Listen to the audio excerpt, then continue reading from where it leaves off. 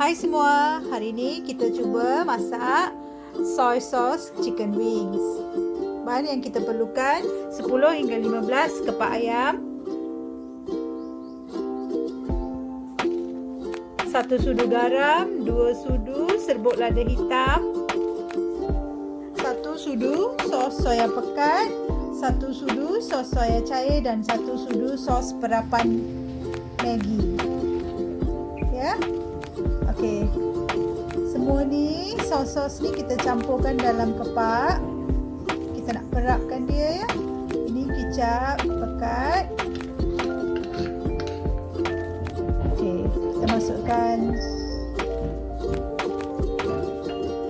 semua sos dengan lada hitam.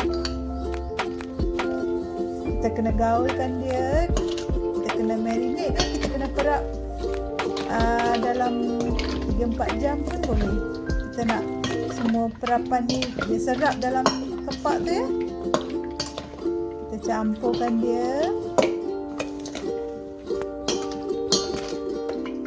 Kita gaul dia, kita campurkan dia elok-elok. Kita letakkan dalam. Okey, akak nak pakai air fryer.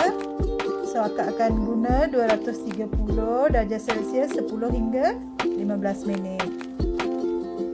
Kalau kita nak gunakan oven pun boleh, dalam oven 180 darjah Celsius 15 hingga 20 minit ya. Okey, ini dah siap. Cantik kepak kita ya. Alright, bolehlah try kat rumah. Thank you. Kalau suka, like, subscribe and share. Bye-bye.